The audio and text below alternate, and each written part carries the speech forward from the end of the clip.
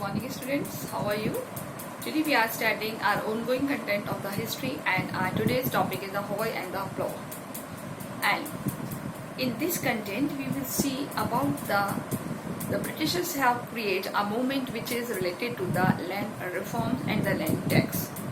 So they have many changes in the Indian agricultural land after the 1765, whenever they have got to the Diwali rights, so they can capture all the land in India. So they started this land reform program from the Bengal. So in previous video we have clear about the some major changes related to the zamindari system and the other aspects which related to the land system. But in this system we will see some areas which related to the mountainous yani pahadi areas. So whether they before previous video they related to the area which is surrounded by the greenery in the main center of the city, but now we are starting from those areas they covered with the pahadi areas, and some tribes live on these areas, and they 100% depend on these mountainous areas, these pahadi areas. So the tribes which live in the nearby area, that is known as the Paharian. Okay, उनको पहाड़ी या पहाड़ियन लोग कहते थे. यानी कि जो हम पहले पढ़ चुके हैं वो पर्सन्स थे जो सेंट्रल पार्ट में बंगाल के ऐसे एरिया में रहते थे जो बहुत ही ग्रीनरी वाला एरिया था, लश ग्रीन एरिया. बट अब हम जो पढ़ेंगे वो पहाड़ी एरिया में रहने वाले जहाँ पर एग्रीकल्चर बहुत ज़्यादा टिपिकल होता था. तो कैसा है, तो there are two kind of things which were use, that is the hoe and the plough. Hoe in the sense that is कुदाली इन द सेंस कि something which dig the land, यानी कि कुछ ऐसे जो ज़मीन को खोदने के काम आता था. हॉय प्लो इन द सेंस हल, जो उस जमीन पर एग्रीकल्चर के काम आता था. So let start one by one कि what is the meaning of this words. Okay, so first of all we are starting that is in the hill of Rajmahal. So ये एरिया है that is the Rajmahal hills, the area which is covered the hills of the Rajmahal. तो यहाँ पर एक person आया that is the 19th century, that is the Buchanan. 19th century, that is Buchanan. So Buchanan की हमने last video में भी clear कर लिया था कि who was Buchanan. Buchanan is a person that is कि एक लैंड सर्वे के लिए आया था ब्रिटिश गवर्नमेंट की तरफ से, एंड जब उसने विजिट किया राजा महल हिल्स का, राजा महल is the name of place, तो वहाँ की पहाड़ियों का जब उसने विजिट किया तो वहाँ के जो पर्सन्स थे, यानी कि पहाड़ी एरिया के जो पर्सन्स थे, they saw him as a very suspicious eyes. जो बुकानन थे उसको बहुत ही सस्पिशियस आइज से देखते थे, संदेह की दृष्टि से देखते थे. क्यों देखते थे, तो इसके पीछे एक लॉजिक है, वो लॉजिक हम क्लियर करेंगे. बट हम सबसे पहले बात करते हैं कि ये जो पर्सन्स थे जिनको हम पहाड़ी कहते हैं ये कौन थे. So first of all we are starting कि the description hill appear the impenetrable, the zone where the travel ventured, an area the significant danger wherever he went, people who hostile, apprehensive of official and unwilling to talk them. In intense many deserted, their villages are absconded. Means कि जब Buchanan hilly area में visit के लिए जाता था तो वहाँ के पर्सन्स बुकानन से बात नहीं करना चाहते थे, उससे डरते थे या उसके साथ एक तरीके से बड़ा ही मिसबिहेव करते थे. तो उसके पीछे कुछ रीजंस है. क्या रीजन है, तो ये हमारा जो सेकेंड पैराग्राफ वो स्टार्ट हो रहा है. Who are these hill folk. First of all कि ये हिल फोक पे रहने वाले पर्सन कौन थे, एंड कि why were they apprehensive of Buchanan's visit. वो बुकानन की जो विजिट है उससे बड़े ही एप्रीहेंसिव क्यों थे. एप्रीहेंसिव इन द सेंस बड़े ही आशंकित थे, सस्पेक्टेड थे, संदेह की दृष्टि से देखते थे. इसका रीजन क्या है. सो हम बात करेंगे कि Buchanan journal gives are the translate glimpse of this folk early 19th century. His journal was written a diary of place his visit. तो सबसे पहले अगर हम बात करें तो उसने ही रॉट एक डायरी मेंटेन करी और उस डायरी में उसने अपने विजिट के लिए सब कुछ लिखा था. And practice he saw. He raised the question our mind but do not always help to answer them. It tells about the moment at the time but यहाँ पर ऐसा कुछ नहीं. अब हम आ जाता है late 18th century. The revenue record. We learned that these hill folk were known as the Paharis. Paharis कौन थे? Hill folk.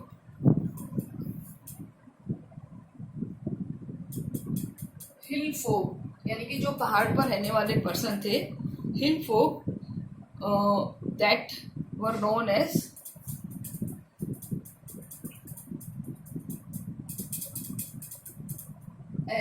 Paharis.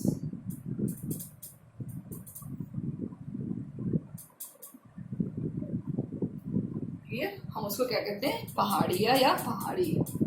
ठीक है, पहाड़िया लिख देते ताकि आपको बहुत अच्छे से क्लियर हो. पहाड़िया यानी कि जो पहाड़ पर रहता था उनको क्या कहते हैं? They live around the Rajmahal hills, subsisting a forest produce and practicing shifting cultivation. इनका जो मेन प्रोफेशन था that is the shifting cultivation. Shifting cultivation हम सब जानते हैं. That is one piece of land पर हम फार्मिंग करते हैं. उसको 2 पार्ट में डिवाइड कर देते हैं. यहाँ पर हम फार्मिंग कर देते हैं और इसको हम लेफ्ट छोड़ देते हैं. ठीक है, 2-3 ईयर्स तक हम इसको लेफ्ट छोड़ देते हैं एंड आफ्टर दैट 2-3 ईयर्स तक आफ्टर दैट इस पर हम इसको हम लेफ्ट छोड़ देते हैं. फिर हम इधर फार्मिंग करते हैं. तो ये होता है शिफ्टिंग कल्टीवेशन. इससे क्या होता है? लैंड की फर्टाइल वैल्यू इंक्रीज हो जाती है. तो कुछ ऐसा ही सिस्टम करते थे पहाड़ी लोग. बहुत कम लैंड होती थी उनके पास बट शिफ्टिंग कल्टीवेशन वो अपने गुजारे लायक करते थे. Clear? So they clear patches of the forest for cutting bushes and the burning and the undergrowth. The patches enriched with the potash from ash. यानी कि जब वो लेफ्ट छोड़ते थे तो जो नीचे बचे वो पार्ट होता था उसको वो क्या करते थे? जला देते for the potash. Potash this is agriculture as a ash. धुएं राख के रूप में वो मिलता था और धीरे धीरे वो एज अ उनके फर्टिलाइजर्स के काम आता था. क्लियर? तो हम ज्योग्राफी में पढ़ चुके हैं, हम जूनियर सेक्शंस में भी देख चुके हैं कि what is the meaning of shifting cultivation. इसको स्लैश एंड बर्न भी कहते थे. Clear? So the Paharis grow a variety of pulses and the millets for the consumptions. और वो कौन कौन सी क्रॉप्स को ग्रो करते थे? Millet and the pulses. Millet and pulses in the sense कि वो बहुत सारे अपने जो यूज की जो चीज़ें होती थी लाइक मिलेट मतलब बाजरा और पल्सेस मतलब दालें, वो अपने सारे यूज की चीज़ों को उसमें उगाते थे. And just get the ground light with the whole cultivated clear and land for a fewer. अब उसमें जो ज़्यादातर यूज होता था वो किसका होता था? Hole. Hole in the sense कि यानी कि यहाँ पर एक क्वेश्चन आगे भी आएगा कि वो कौन से टूल का यूज करते थे पहाड़ी लोग ज़्यादातर, क्योंकि पहाड़ी एरिया होता था तो ज़मीन को खोदते थे और उसके ऊपर कल्टीवेशन करते थे. क्लियर?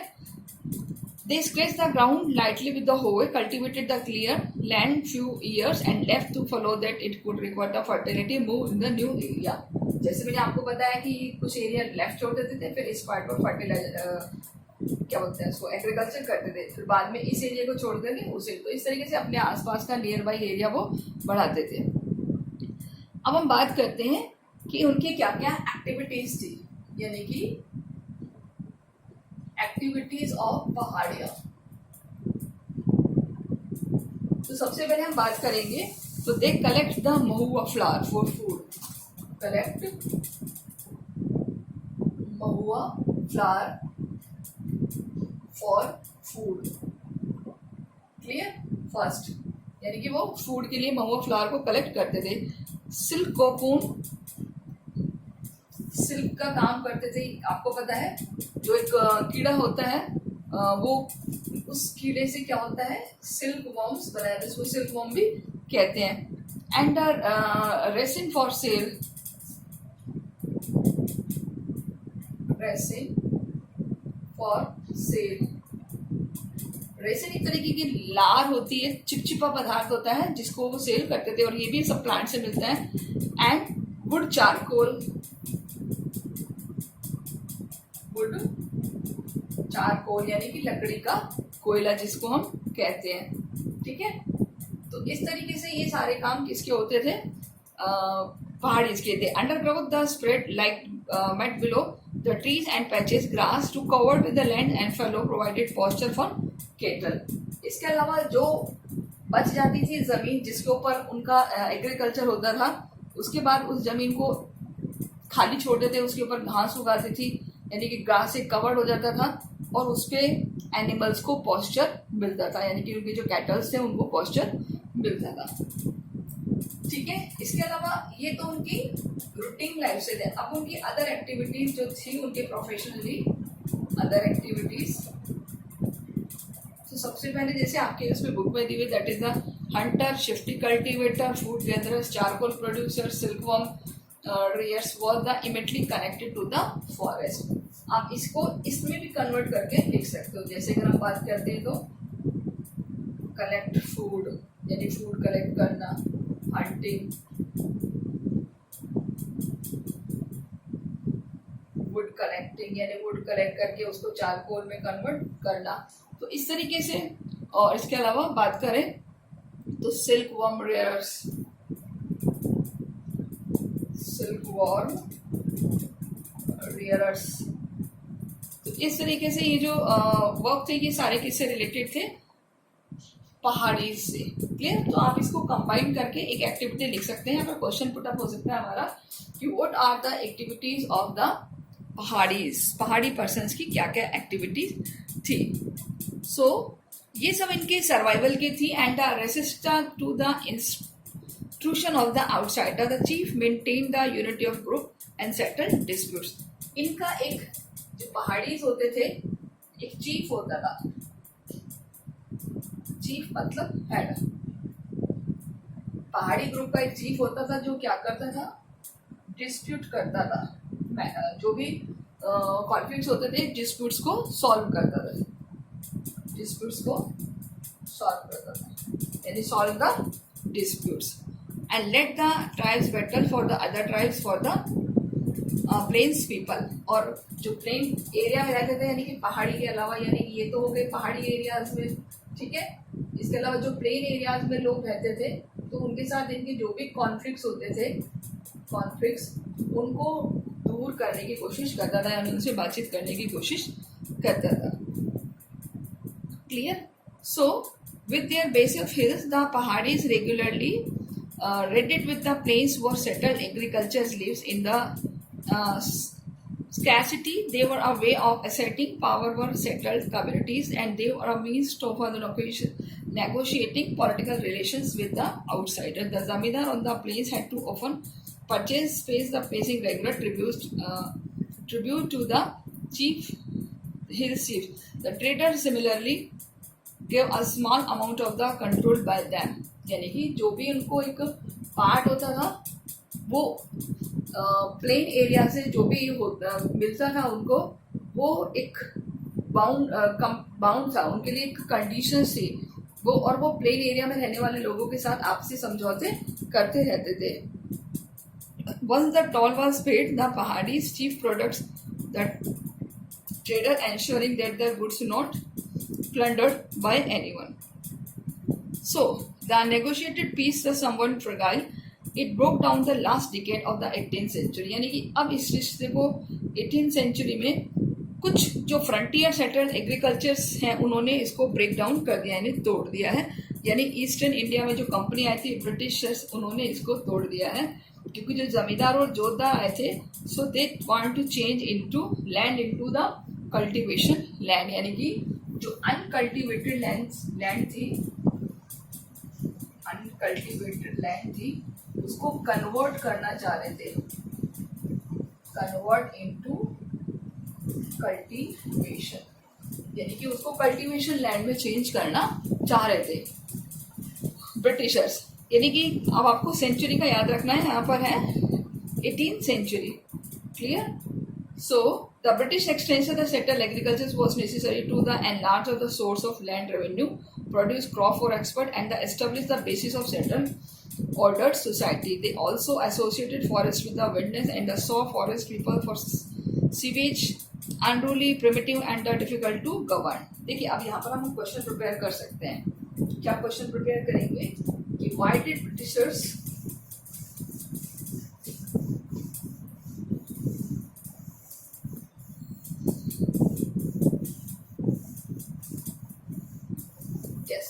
हम क्वेश्चन करेंगे कि what was the policy started by the Britishers to improve the production.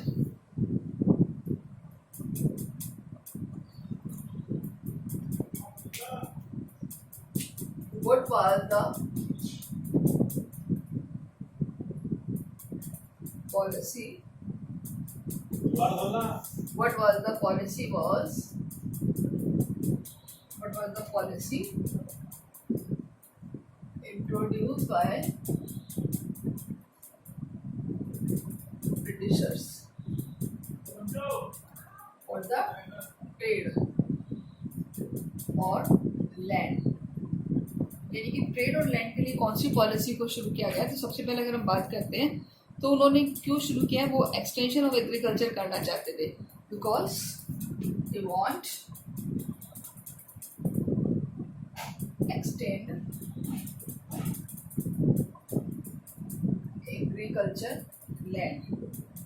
Agriculture land को वो एक्सटेंड करना चाहते थे. सेकंड, अगर हम बात करें सोर्स ऑफ लैंड रेवेन्यू के लिए भी उन्होंने इसको शुरू किया है, ताकि उनको क्या मिल सके, सोर्स ऑफ लैंड रेवेन्यू. उनको इस लैंड से बहुत सारी रेवेन्यू मिल सके. एंड उसके बाद उन्होंने क्या है, produce crop for export. Produce crop for export यानी कि ज़्यादा मात्रा में जब क्रॉप उगाएंगे तो उसका क्या कर सकते हैं, वो एक्सपोर्ट कर सकते हैं. And establish the basis of settled order society, और सेटल्ड द सोसाइटी. और सोसाइटी के सेटल के लिए भी जरूरी था कि कितनी लैंड एग्रीकल्चर की है, कितनी जो सोसाइटी के रहेंगे. सो इस तरीके से एक लैंड की वैल्यू को आइडेंटिफाइड करने के लिए उन्होंने ये सारे चेंजेस शुरू किए थे, और इसकी रिस्पॉन्सिबिलिटी उन्होंने दी थी जमींदार को. Okay, so the settled agriculture establish and forest people tamed, civilized and the persuaded the give up hunting and the take flow agriculture. अब देखिए, the agriculture settled agriculture expanded, यानी कि जो सेटल्ड एग्रीकल्चर था वो धीरे धीरे बढ़ने लग गया था. अब उसके बाद क्या हुआ कि जो पीजेंट्स थे वो बहुत सारे परेशान हो गए, जो पहाड़ी एरियाज में रहते थे. Under the forest in the pasture contracted. So this sharp the conflicts between hill folk and the settled cultivators. The farmer began to raid settlers' village with the increasing regularly, carrying away food grains and the cattle, and expected colonial official and tried desperately to the control subdue to the Paharis, but they found task difficult. Okay, अब इस तरीके से काफी सारा उन्होंने उसके ऊपर due कर दिया था, टैक्स कितना उन्होंने उसको किया था लैंड पे, बट उन्होंने उसको पे नहीं किया, तो उनका काफी सारा ड्यू भी निकाल दिया. सो ब्रिटिशर्स ने एक पॉलिसी इंट्रोड्यूस की थी कि उनका 1770 में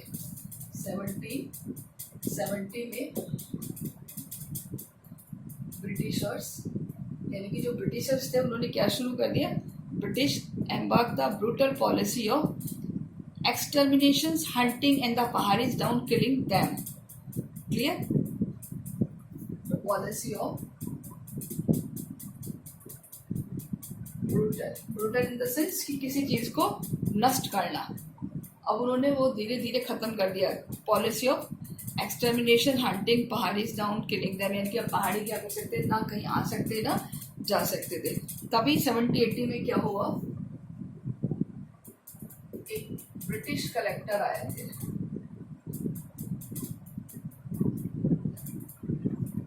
ब्रिटिश कलेक्टर, इनके नाम हमें याद रखें, that is the Augustus Cleveland.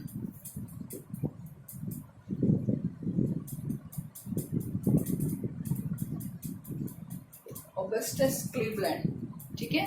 तो अगर Augustus Cleveland A collector of the Bhagalpur, कहाँ के थे ये?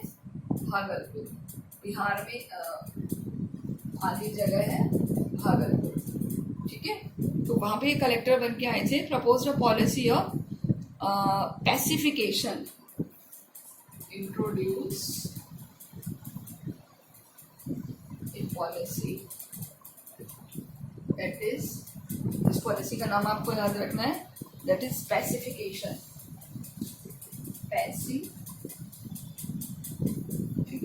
पैसिफिकेशन इन द सेंस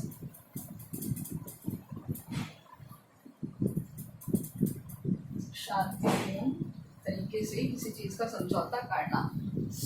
अब देखिए, जो ब्रिटिशर्स ने बड़ा ही ब्रूटल शुरू कर दिया था 80 में, उसको शांत किया गया कलेक्टर ऑफ भागलपुर के थ्रू द पॉलिसी ऑफ पैसिफिकेशंस। तो यहाँ पे क्वेश्चन पूछा जाएगा कि मीनिंग ऑफ दिस पॉलिसी, इस पॉलिसी का क्या मीनिंग था। तो देखिए क्या मीनिंग था इस पॉलिसी का, कि पहाड़ी chief was given to the annual allowances for made responsible for the proper conduct for their man. क्या था? गिवन एनुअल अलाउंसेस, यानी कि उनको ईयरली अलाउंसेस दिया जाएगा, उनको ईयरली भत्ता दिया जाएगा। And made them responsible for the proper conduct of their men. They were expected to the maintain order to the localities and discipline their own people. And क्या रखेंगे? To maintain order,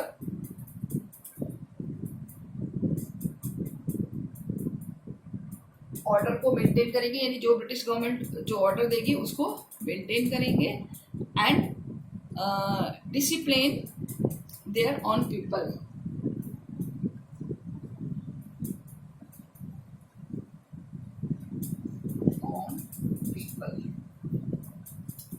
अपने लोगों को कैसे रखेंगे? आज्ञाकारी बनाकर रखेंगे। क्लियर? पर those who accepted most often authority within the community being the pay of colonial government. So जो पहाड़ी पीपल्स थे उन्होंने उसको क्या कर दिया? रिफ्यूज कर दिया। Pahadis refused demand of Britishers,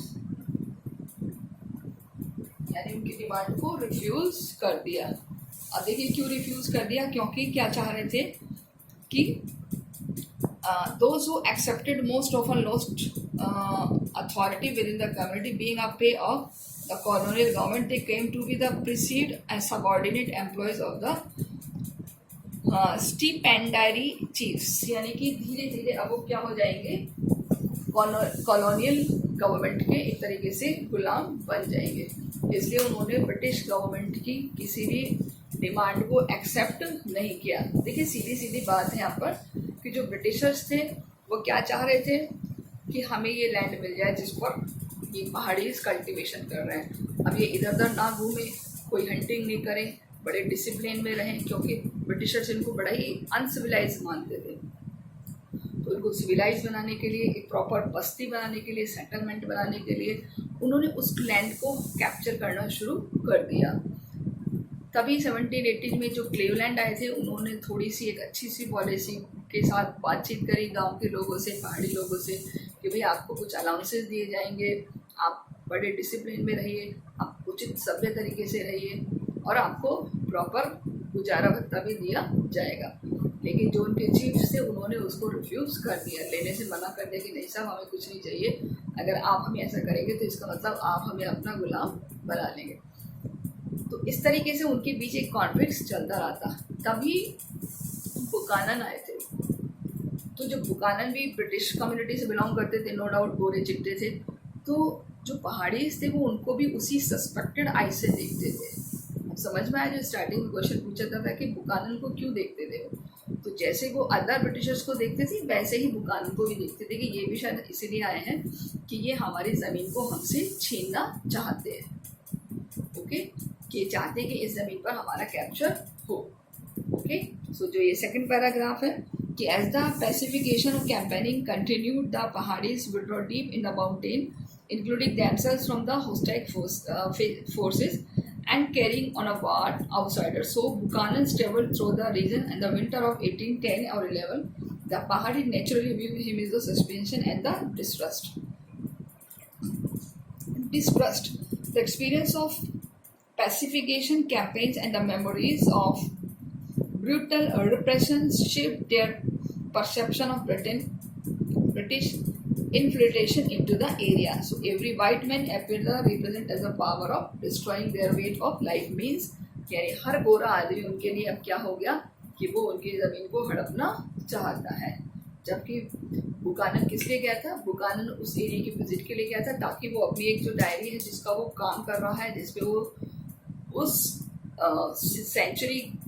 उस ज़माने की कुछ ऐसे स्थिति को जानना चाह रहा है कि लोग कैसे रहते हैं, वो उस काम को कंप्लीट करने के लिए गया था। अब देखिए लास्ट पैराग्राफ में एक और क्वेश्चन प्रिपेयर हो रहा है कि by the time of the fact there was a new intimation of danger, एक नया डेंजर और आया है।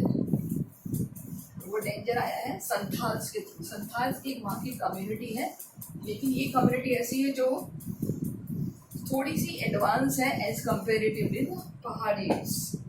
जो ये जैसे संथाल वर्ड, अब यहाँ पर आपसे पूछेंगे कि एक रीजन है, रीजन्स फॉर बैटल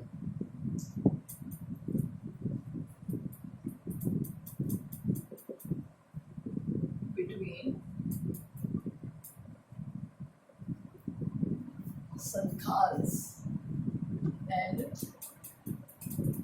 पहाड़ीज। ठीक है, यानी कि जो पहाड़ीज थे और संथाल थे उनके बीच क्या कॉन्फ्लिक्ट थे। सबसे पहले हम बात करें तो जो संथाल्स थे वो यूज करते थे प्लो और जो पहाड़ीज यूज करते थे वो थे हो। ठीक है, तो ये इसको वॉर का नाम दिया प्लो और होय का, हो एंड प्लो। क्लियर? तो यहाँ पर आपसे सिंबल्स भी पूछा था कि सिंबल ऑफ पहाड़ी and the symbol of Santhal. अब देखिए संथाल्स के साथ इनके रीजंस क्या थे। Santhals were pouring into the area and clearing forest. Santhals क्या करना चाह रहे थे? Clearing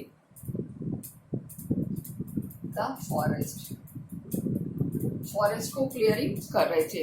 इसके अलावा कटिंग डाउन टिम्बर,